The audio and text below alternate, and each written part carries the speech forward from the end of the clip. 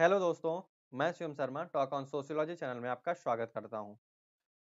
हम इस समय डेली कुछ क्वेश्चन को प्रैक्टिस करते हैं जो कि यूजीसी नेट असिस्टेंट प्रोफेसर या आप सोशियोलॉजी से जुड़े कोई भी एग्जाम दे रहे हो जैसे पीजीटी या बिहार पीजीटी, किसी भी राज्य का पीजीटी दे रहे हो तो उसके लिए बहुत ही इंपॉर्टेंट है।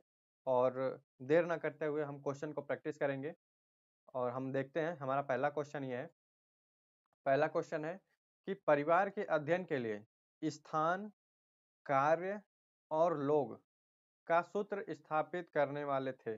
मतलब परिवार के अध्ययन के लिए कौन स्थान, कार्य और लोग का सूत्र स्थापित किया।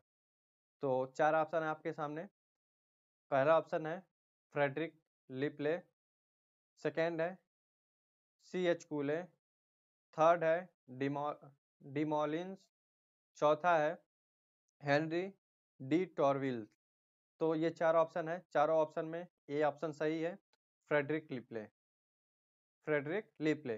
देखिए, अगर ये क्वेश्चन आपको नहीं समझ में आता या नहीं याद होता है तो आप इसको ऐसे कर सकते हैं कि प्ले मतलब होता है खेलना। ठीक, प्ले मतलब क्या होता है? खेलना। और खेलता कौन है? लोग खेलते हैं। कहाँ खेलते हैं? स्थान पे, किसी स्थान पे खेलते हैं। ठीक, तो परिवार के अध्ययन के लिए स्थान, कार्य और लोग का सूत्र स्थापित करने वाले कौन थे? फ्रेडरिक लिपले थे। अब हम चलते हैं अपने next question, question number second पे। सेकेंड क्वेश्चन है, निम्नलिखित में से कौन एक कर्ता के वैवाहिक संबंधी है? कर्ता का वैवाहिक संबंधी कौन है? चार ऑप्शन आपके सामने दिया हुआ है, आप उसको देखिए और बताइए कि कर्ता का वैवाहिक संबंधी कौन है। तो कर्ता का वैवाहिक संबंधी कौन होगा? तो ये कर्ता की पत्नी होगी। ठीक, देखिए, संबंध दो प्रकार के होते हैं। संबंध कितने प्रकार के होते हैं? संबंधी दो प्रकार के होते हैं। एक रक्त संबंधी जो ब्लड रिलेटिव होते हैं, और एक वैवाहिक संबंधी मैरिटल रिलेटिव। ठीक, ब्लड रिलेटिव में कौन कौन से आ जाएंगे? भाई बहन, उसके बाद भाई बहन का रिलेशन आ जाएगा, पिता पुत्री का रिलेशन आ जाएगा, पिता पुत्र का रिलेशन आ जाएगा, माता पुत्री का, माता पुत्र का रिलेशन आ जाएगा। ये क्या हो जाएगा? ये हो जाता है ब्लड रिलेशन। लेकिन वैवाहिक रिलेशन में क्या आ जाएगा? एक व्यक्ति का एक व्यक्ति के का अपने पत्नी के संबंधियों के साथ जो रिलेशन बनता है, उनका रिलेशन कैसा होगा? तो वैवाहिक रिलेशन होगा। आई बात समझ में? अब चलते हैं क्वेश्चन नंबर 3 पे। क्वेश्चन नंबर 3 हमारा कह रहा है, विवाह का समाजशास्त्री संदर्भ केंद्रित करता है। विवाह का समाजशास्त्री संदर्भ केंद्रित करता है। किसको केंद्रित करता है? तो ये विवाह की चार चीजें दी गई हैं। विवाह में क्या क्या होता है, इसमें से कौन समाजशास्त्री संदर्भ को बताता है? तो कौन सा बताता है? तो वो ऑप्शन नंबर ए, भूमिकाओं की व्यवस्था पर। ठीक, विवाह के बारे में समाजशास्त्र जो नजरिया अपनाता है वो किस तरह से अपनाता है? तो विवाह होने के बाद भूमिकाओं की व्यवस्था। ठीक, इस पे जो है कि विवाह का समाजशास्त्री संदर्भ फोकस करता है। फिर हम देखते हैं क्वेश्चन नंबर 4। ये हमारा नेक्स्ट क्वेश्चन है, क्वेश्चन नंबर 4। जाति व्यवस्था स्तरीकरण की एक बंद व्यवस्था है, क्यों? देखिए, स्तरीकरण में दो तरह की व्यवस्थाएं होती है, एक खुली व्यवस्था, एक बंद व्यवस्था। ठीक, एक क्या होता है? खुली व्यवस्था, एक होता है बंद व्यवस्था। अब ये खुली व्यवस्था क्या होती है? खुली व्यवस्था का अर्थ होता है कि जिसमें आवागमन हो सकता है। और बंद व्यवस्था क्या होती है? जिससे आवागमन नहीं हो सकता। अर्थात जिसमें आप जन्म लिए हैं उसी में ही आपकी मृत्यु हो जाएगी, आप जो है अपने स्टेटस को परिवर्तित नहीं कर पाएंगे। खुली व्यवस्था में आप अपने स्टेटस को परिवर्तित कर सकते हैं। तो अब यहाँ पे कह रहा है जाति व्यवस्था स्तरीकरण की बंद व्यवस्था क्यों है? तो पहला ऑप्शन कह रहा है जाति धर्म के निकट रूप से संबंधित है इसलिए। दूसरा कह रहा है व्यक्ति की जाति जन्म से निर्धारित होती है जिसे कोई बदल नहीं सकता। तो ये बात बिल्कुल सही है। क्यों है? क्योंकि व्यक्ति की जाति जो होती है जन्म जन्म से निर्धारित होती है और इसे वह जीवन भर नहीं बदल सकता। आई बात समझ में? इसलिए जाति व्यवस्था एक बंद व्यवस्था है। और खुली व्यवस्था कौन सा है? तो वर्ग व्यवस्था खुली व्यवस्था है। कौन सी है? वर्ग व्यवस्था खुली व्यवस्था है, जिसमें एक गरीब अमीर हो सकता है, एक अमीर अपने स्टेटस को बदल के अपने जो है कि कर्तव्यों के अनुसार गरीब बन सकता है और एक गरीब अपने कर्तव्यों के अनुसार अमीर बन सकता है। उसके बाद नेक्स्ट क्वेश्चन को देखेंगे। क्वेश्चन नंबर 5 सामाजिक गतिशीलता की व्याख्या में संदर्भ बिंदु की अवधारणा को किसने प्रस्तुत किया? ठीक, तो यहाँ पे हम देखेंगे सामाजिक गतिशीलता की बात कौन करता है? सामाजिक गतिशीलता की बात कौन करता है? तो सोरोकिन करते हैं। सोरोकिन का अगर हम देखेंगे तो सोरोकिन को सांस्कृतिक निर्धारणवादी भी मानते हैं। और सोरोकिन के बारे में थोड़ा सा और जानेंगे अगर हम, तो ये एक रूसी समाजशास्त्री हैं सोरोकिन। इन्होंने सबसे पहले जो पुस्तक लिखी थी, वो पुस्तक ये लिखे थे क्राइम एंड पनिशमेंट। फिर इनके इम्पोर्टेंट कुछ पुस्तक देख लेंगे हम, उसको आप नोट कर लीजिएगा। तो एलिमेंट्स ऑफ सोशियोलॉजी, नेक्स्ट जो है इनका बुक है वो सोशियोलॉजी ऑफ रेवोल्यूशन है। सोशल मोबिलिटी इनका नेक्स्ट बुक है। और जो सबसे महत्वपूर्ण बुक है वो है सोशल एंड कल्चरल डायनेमिक। पूछता है सामाजिक और सांस्कृतिक गतिशीलता की बात कौन करता है? तो वो कौन करता है? तो सोरोकिन करते हैं। ये सीधा सीधा पूछा हुआ है। उसके बाद स्तरीकरण में, जब आप स्तरीकरण में सोरोकिन को देखेंगे तो ये 3 प्रकार के स्तरीकरण की बात करते हैं। 3 प्रकार सॉरी हाँ, 3 प्रकार के स्तरीकरण की बात करते हैं। कौन-कौन से? तो आर्थिक आधार पे स्तरीकरण, राजनैतिक आधार पे स्तरीकरण और व्यावसायिक आधार पे स्तरीकरण। वहीं कार्ल मार्क्स जो हैं, केवल आर्थिक आधार पे स्तरीकरण की बात करते हैं। उसके साथ-साथ मार्क्स जो हैं, केवल आर्थिक आधार पे स्तरीकरण की बात करते हैं, इकोनॉमिकल, ठीक? और ये सोरोकिन 3 प्रकार के स्तरीकरण की बात करते हैं। कौन-कौन से? आर्थिक, राजनैतिक और व्यावसायिक। उसके साथ-साथ ध्रुवीकरण का सिद्धांत देते हैं, सीमाओं का सिद्धांत देते हैं। कौन? सोरोकिन देते हैं। आई बात समझ में? पार्सन्स जो हैं प्रकार्यवादी हैं। पार्सन्स के शिष्य कौन है? मर्टन है। उसके बाद हम नेक्स्ट क्वेश्चन को देखेंगे। हमारा नेक्स्ट क्वेश्चन है क्वेश्चन नंबर 6। क्वेश्चन नंबर 6 है प्रभु जाति की अवधारणा मानसिक उपज है। मतलब प्रभु जाति की अवधारणा किसने दिया है? ये तो आप सभी लोगों को पता होगा। किसने दिया है? एम एन श्रीनिवास ने दिया है। किसने दिया है? एम एन श्रीनिवास ने प्रभु जाति की अवधारणा देते हैं। एम एन श्रीनिवास को अगर देखा जाए तो एम एन श्रीनिवास जो है रामपुरा गांव का अध्ययन करते हैं। कहाँ का? रामपुरा रामपुरा गांव का अध्ययन करते हैं। ठीक, इनकी कुछ पुस्तक है जो कि बहुत ही इंपॉर्टेंट है। मैरिज फैमिली इन मैसूर इनकी बहुत ही इंपॉर्टेंट पुस्तक है। उसके बाद इंडियाज विलेज जो कि 1955 में लिखा गया था। Social change in modern India इनकी पुस्तक है। ये जो बहुत कन्फ्यूजन पुस्तक है, जो कि योगेंद्र सिंह से लोग कंफ्यूज हो जाते हैं कि social change in modern India किसकी पुस्तक है? तो एम एन श्रीनिवास की पुस्तक है। उसके बाद ये प्रभु जाति की अवधारणा देते हैं।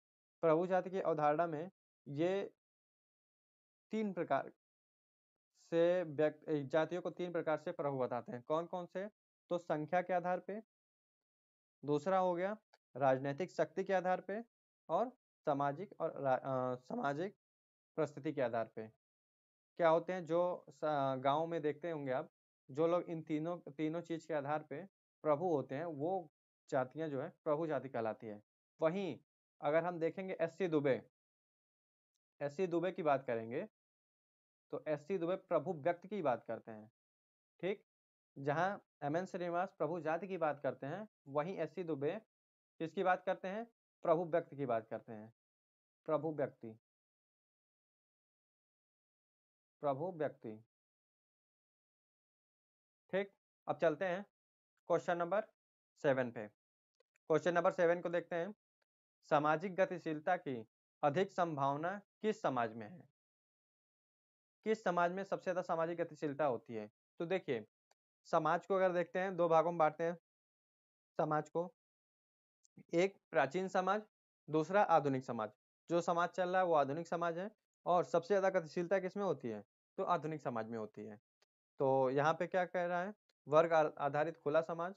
बिल्कुल, आधुनिक समाज क्या है? वर्ग आधारित खुला समाज है। और जाति आधारित बंद समाज जो है वो प्राचीन समाज है, जो जाति व्यवस्था पर आधारित थी और बंद समाज था। ठीक, तो सबसे ज़्यादा गतिशीलता किसमें पाई जाती है? वर्ग आधारित खुला समाज में। आप जो है एक स्टेटस को कई बार चेंज कर सकते हैं। आप जो है वर्ग के आधार पे कभी अमीर बन सकते हैं, कभी गरीब बन सकते हैं, कभी आप अपनी पहचान को ऊपर ले जा सकते हैं, कभी नीचे ले जा सकते हैं। लेकिन जाति में क्या है? जाति में आपको आपकी जाति के अनुसार ही पहचाना जाता था। जैसे अगर कोई ब्राह्मण व्यक्ति है, वो टीचर बन जाए या कोई बड़ा अधिकारी बन जाए या कुछ भी बन जाए, तो उसको केवल पंडित जी के नाम से पहचाना जाता था। ठीक?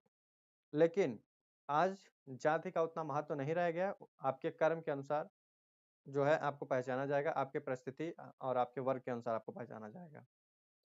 तो चलते हैं नेक्स्ट क्वेश्चन पे। हमारा नेक्स्ट क्वेश्चन जो है एक बुक है जो कि बहुत इंपॉर्टेंट है। बुक है हैंडबुक ऑफ सोशियोलॉजी। किसकी पुस्तक है? हैंडबुक ऑफ सोशियोलॉजी किसकी पुस्तक है? 4 ऑप्शन दिए हुए हैं। ये जो है ऑप्शन डी होगा, ऑगबर्न एम निमकॉफ। ये ऑगबर्न एम निमकॉफ की पुस्तक है।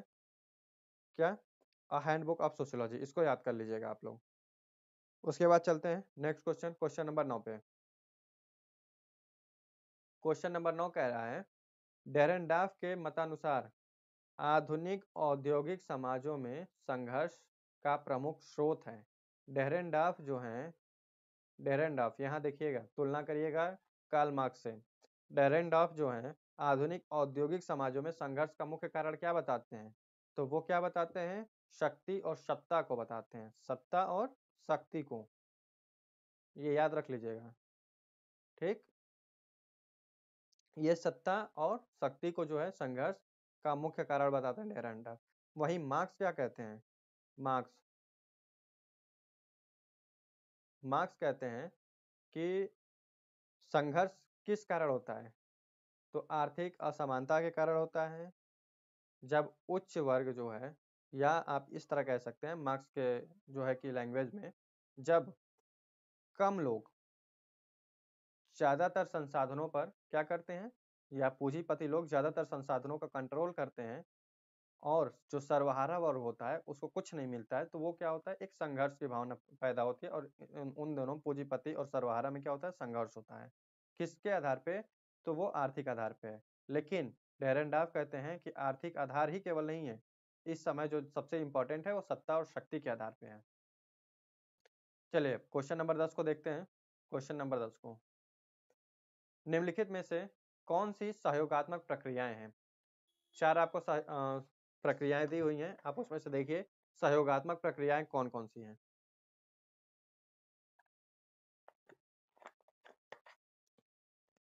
तो यहाँ पे देखिए सहयोगात्मक प्रक्रियाएं कौन-कौन सी हैं। पहला सहयोग है, और ये 3 नहीं है, 4 है। ठीक, 1 2 3 4, 4 अनुकूलन। तो कौन सा ऑप्शन सही होगा? ऑप्शन नंबर डी सही हो जाएगा, 1 और 4। प्रतिस्पर्धा और संघर्ष, ये कैसी है? असहयोगात्मक प्रक्रियाएं हैं। ठीक, प्रक्रियाएं 2 प्रकार की होती हैं।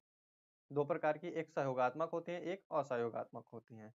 तो सहयोग और अनुकूलन किस प्रकार की हैं? सहयोगात्मक है। संघर्ष और प्रतिस्पर्धा असहयोगात्मक प्रक्रिया है। इसके बाद हम चलते हैं नेक्स्ट क्वेश्चन पे, क्वेश्चन नंबर 11।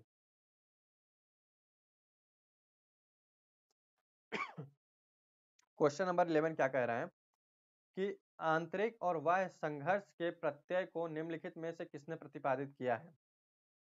चलिए देखिए, आंतरिक और बाह्य संघर्ष के प्रत्यय को किसने प्रतिपादित किया है? सबसे पहले अगर हम यहाँ देखेंगे तो संघर्ष की बात कौन-कौन करता है? तो संघर्ष की बात कौन-कौन करता है? तो संघर्ष की बात करते हैं लेविस कोजर और डेरेनडाफ। ये दोनों लोग संघर्ष की बात करते हैं। अब इसमें से दे रहा है आंतरिक और बाह्य संघर्ष की बात कौन करता है? तो आंतरिक और बाह्य संघर्ष की बात कोजर करते हैं। आई बात समझ में? अगर यहीं पे समूह की बात करें, समूह, या समूह की बात करें और कहे कि आंतरिक आंतरिक याद कर लीजिएगा यहाँ पे, आंतरिक और बाह्य, बाह्य समूह की बात कौन करता है? बाह्य समूह की बात कौन करता है? तो ये कौन करता है? तो ये समनर करते हैं। कौन करता है आंतरिक और बाह्य समूह की बात? समनर। इसको याद कर लीजिएगा आप। जब संघर्ष पूछे तो कोजर हो जाएंगे और जब समूह पूछे तो समनर हो जाएंगे। आई बात समझ में? उसके बाद क्वेश्चन नंबर 12, प्रतिस्पर्धा के लिए निम्नलिखित में से क्या सत्य है? तो ये 4 ऑप्शन आपके सामने दिया हुआ है। प्रतिस्पर्धा या एक निरंतर प्रक्रिया नहीं है, या एक अवैयक्तिक है, यह वैयक्तिक है, यह असामाजिक है। तो ये 4 ऑप्शन आपके सामने दिया हुआ है, इसमें से चुनना है कि क्या सत्य है प्रतिस्पर्धा के लिए। तो देखिए लिखा हुआ है यह एक निरंतर प्रक्रिया नहीं है, तो ये गलत है। क्यों? क्योंकि संघर्ष को हम निरंतर प्रक्रिया नहीं मानते। संघर्ष कभी-कभी होता है। संघर्ष कुछ समय तक चलता है, फिर रुक जाता है, फिर एक अंतराल के बाद फिर से संघर्ष होता है। लेकिन प्रतिस्पर्धा समाज में हमेशा पाया जाता है। आई बात समझ में? बी ऑप्शन को देखेंगे। बी ऑप्शन हमारा कह रहा है कि यह अवैयक्तिक है। अवैयक्तिक मतलब इनडायरेक्ट हो, ये इसमें जो है प्रतिस्पर्धा में इनडायरेक्ट संबंध होता है। मतलब हम डायरेक्ट किसी से जो है प्रतिस्पर्धा नहीं करते, इनडायरेक्ट रूप से करते हैं। तो हमारा बी ऑप्शन जो होता है वो सही हो जाएगा। ठीक, इम्पर्सनल है। उसके बाद व्यक्तिक संबंध नहीं हो जाएगा और ना ही ये असामाजिक है। ये सामाजिक प्रक्रिया, एक सामाजिक प्रक्रिया है प्रतिस्पर्धा। तो हम चलते हैं अपने नेक्स्ट क्वेश्चन की तरफ से। नेक्स्ट क्वेश्चन है क्वेश्चन नंबर 13। एक समाज को विशेषीकृत और अन्य समाजों से पृथक करने वाले परिचालक गुणों की समष्टि कहलाती है। समष्टि का मतलब क्या होता है? ग्रुप हो जाएगा, ठीक, समूह हो जाएगा। और एक समाज को विशेषीकृत तथा अन्य समाजों से पृथक करने वाले परिचायक, ठीक, अर्थात वो कौन सी चीज है? अगर इसको सरल भाषा में हम समझे, ये केवल लैंग्वेज को टफ कर दिया है, सरल भाषा में समझे तो कह सकते हैं कि वह कौन सी चीज है जो एक समाज को दूसरे समाज से अलग करती है। ठीक, तो वो क्या करती है? तो सांस्कृतिक समुच्चय, अर्थात एक समाज को दूसरे समाज से जो अलग करती है वो उसकी संस्कृतियां हैं। हर समाज की अपनी एक अलग संस्कृति होती है। आई बात समझ में? तो हम चलते हैं क्वेश्चन नंबर 14। ये 13 था, ये क्वेश्चन नंबर 14, 14। तो ये हमारा क्वेश्चन है और नीचे ऑप्शन दिया हुआ है। तो असर्शन और रीजन है। तो असर्शन कह रहा है कि समकालीन समाज में एक विवाह प्रथा ही सबसे अधिक आम है। इस समय समाज में हमको सबसे ज्यादा जो देखने को मिलता है, क्या मिलता है? एक विवाह प्रथा ही देखने को मिलता है। रीजन कह रहा है महिलाओं की परिस्थिति में एक विवाह प्रथा में वृद्धि हुई है। अर्थात एक विवाह प्रथा से महिलाओं के स्टेटस में क्या हुआ है? सुधार हुआ है। तो ये दोनों बातें सही हैं कि इस समय समाज में एक विवाही प्रथा अधिकतर देखने को मिलती है आमतौर पर, और उसकी वजह से क्या हुआ है? महिलाओं के स्टेटस में, फीमेल्स स्टेटस में क्या हुआ है? काफ़ी सुधार देखने को मिला है। तो ये ए और आर दोनों सही है तथा आर ए की सही व्याख्या करता है। ये इसका सही ऑप्शन हो जाएगा। उसके बाद हमारा क्वेश्चन नंबर 15। क्वेश्चन नंबर अगर हम 15 को देखें तो क्वेश्चन नंबर 15 कह रहा है हिंदूज ऑफ हिमालयाज पुस्तक किसकी है? हिंदूज ऑफ हिमालयाज पुस्तक किसकी है? तो 4 ऑप्शन आपके सामने है, आप लोग बताइए। तो ये है जेराल्ड बेरमैन की। जेराल्ड बेरमैन जो है ये एक अमेरिकन एंथ्रोपोलॉजिस्ट हैं, ठीक, और इन्होंने ये पुस्तक लिखी थी। इंडिया के एक हिमालयी गांव का अध्ययन करके हिंदूज ऑफ हिमालयाज लिखे थे। तो उसके बाद क्वेश्चन नंबर 16। वर्गीकृत तथा विवरणात्मक नातेदारी शब्दावली किसने दी है? देखिए क्वेश्चन पूछता है कि नातेदारी में शब्दावली के आधार पर नातेदारी को वर्गीकृत कौन किया है। ये इसमें दो क्वेश्चन बन सकता है। क्वेश्चन के दो पार्ट आप बना लीजिए, ठीक, और ये पूछा हुआ है। जब आप प्रैक्टिस को ज़्यादा से ज़्यादा सॉल्व करेंगे ना, तो आपको पता चलेगा कि एक क्वेश्चन को कितनी तरह से पूछा जा सकता है और किस तरह को कंफ्यूज किया जा सकता है। तो पहला तो ये क्वेश्चन जो आपके सामने दिया हुआ है कि वर्गीकृत तथा विवरणात्मक नातेदारी शब्दावली किसने दी है? तो ये किसने दी है? तो ये मार्गन ने दिया है, ठीक, मार्गन दिए हैं। अब इसको थोड़ा सा हम समझते हैं कि ये शब्दावली की बात कर रहा है, तो ये क्वेश्चन दूसरी तरह से कैसे पूछा जा सकता है? तो ये पूछा जा सकता है कि नातेदारी को शब्दावली के आधार पे किसने वर्गीकृत किया है? तो किसने वर्गीकृत किया है? तो मार्गन ने किया है। अब वर्गीकृत तथा विवरणात्मक नातेदारी ये याद कर लीजिएगा। मॉर्गन ने 2 प्रकार के नातेदारी की बात बताए हैं और इन्होंने इराक्विस जनजाति का अध्ययन करके जो है कि इस शब्दावली का नातेदारी शब्दावली का अध्ययन इराक्विस जनजाति में किया है और 2 पार्ट में डिवाइड किया नातेदारी को। उसके बाद क्वेश्चन नंबर 17 हम देखते हैं, असर्शन रीजन का है फिर से। ऐसा सामान्यतया विश्वास किया जाता है कि संस्था निर्माण का चक्र परिवार से प्रारंभ किया। ठीक, अर्थात जो संस्था का निर्माण होता है, ऐसा माना जाता है कि जो संस्था का निर्माण होता है, स्टार्टिंग जो होता है वो कहाँ से हुआ है, तो वो परिवार से हुआ, फैमिली से हुआ है। रीजन कह रहा है कि आधुनिक परिवार संस्था विहीन है। ठीक, तो इसमें कौन सा सही होगा, तो देखिए ये बात तो बिल्कुल सही है कि संस्था का निर्माण जो है, संस्था का निर्माण स्टार्ट कहाँ से होता है, परिवार से होता है। ये बात बिल्कुल सही है, लेकिन आधुनिक परिवार अगर कहा जाए संस्था विहीन है तो ऐसा नहीं है। आज भी नियम कानून है परिवारों में। ठीक, परिवार खत्म नहीं हो गए हैं।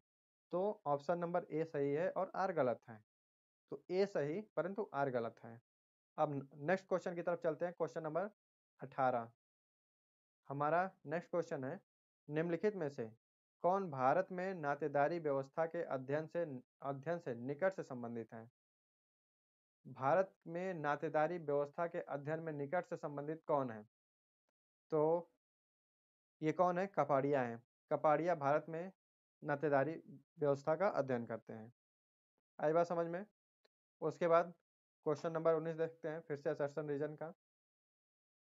ये कह रहा है, पहला है, एक मूल परिवार संयुक्त परिवार के रूप में विकसित होता है। रीजन कह रहा है, पुत्र विवाह करते हैं और अपनी पत्नियों को घर लाते हैं। तो देखिए ये जो कह रहा है एक मूल परिवार, अर्थात मूल परिवार में कौन कौन है, मूल परिवार में एक पुरुष और उसकी एक पुरुष हो गया और उसकी वाइफ हो गई जो विवाह संबंधी है। उसके बाद इनके जो होते हैं बच्चे होते हैं, इनके बच्चे होंगे, मान लीजिए 2 बच्चे हैं। ठीक, ये क्या हो जाएगा, मूल परिवार है। आई बात समझ में। और यही मूल परिवार जब बच्चों की शादी हो जाएगी, जैसे ये लड़का है, लड़के की शादी हो जाएगी तो इसकी भी वाइफ आ जाएगी। जब इसकी वाइफ आ जाएगी, ठीक, तो इससे भी, इन दोनों से भी क्या होगा, तो एक परिवार बनेगा, एक मूल परिवार बनेगा इन दोनों का। तो ये क्या हो जाएगा, पुत्र और पुत्री हो जाएंगे। फिर यहाँ फिर सॉरी, ये फिर इसकी शादी हो जाएगी। तो ये देखिए इक्वल टू जो होता है, ये क्या होता है, शादी का सिंबल होता है। और ये ओ जो होता है वो फीमेल का सिंबल होता है और त्रिभुज जो होता है वो मेल का सिंबल होता है। ठीक, इसको या आप इसको कह लीजिए, तो ये भाई बहन या भाई भाई इसका सिंबल होता है। ये आई बात समझ में। और ये देखिए ये जो दर्शाने का जो मेथड है, ये अमेरिकी मेथड है। ये पूछता है क्वेश्चन में, ये कौन सा मेथड है, अमेरिकी मेथड है। ठीक, तो हाँ ये बात तो बिल्कुल देखिए प्रूफ हो रहा है कि मूल परिवार ही संयुक्त परिवार में विकसित होता है। दूसरा क्या कह रहा है, पुत्र विवाह करते हैं। देखिए यहाँ पे पुत्र का विवाह हो रहा है और पत्नियों को घर लाते हैं, और पत्नी को घर लाए, इसी से जो है क्या होता है, फिर से एक परिवार का जन्म होता है। तो ये दोनों सही है, ए और आर दोनों सही है तथा इसकी व्याख्या भी करते हैं। आई बात समझ में। और आज का लास्ट क्वेश्चन आपके सामने है। लास्ट क्वेश्चन कह रहा है, क्रय की गई स्त्री के साथ विवाह करना कहा जाता है। क्रय की गई स्त्री के साथ विवाह करना कौन सा विवाह है, तो कौन सा विवाह है, असुर विवाह है। ठीक, 8 प्रकार के विवाह बताए गए हैं। विवाह कितने प्रकार के बताए गए, 8 प्रकार के। 4 प्रकार के विवाह अधिमान्य हैं और 4 प्रकार के विवाह जो है अधिमान्य नहीं है। अर्थात 4 प्रकार के जो विवाह हैं उसको क्या माना गया है, उसको पवित्र माना गया है, और 4 प्रकार के विवाह को अपवित्र माना गया है। आई बात समझ में। तो आज हम अपने वीडियो को यहीं ख़त्म करते हैं। 20 क्वेश्चन आज सॉल्व कराएं आपको। और ये वीडियो हमारा कैसा लगा ज़रूर से बताइएगा आप लोग। और अगर ये हेल्पफुल है तो इसको लाइक करिए, सब्सक्राइब करिए, शेयर करिए, वीडियो को उन तक पहुंचाइए जिनको इसकी ज़रूरत है। और वीडियो से ऐसे ही बने रहिए। और हम आगे ही ऐसे प्रैक्टिस कराते रहेंगे। लास्ट तक बने रहने के लिए आप लोग का धन्यवाद। Thank you so much.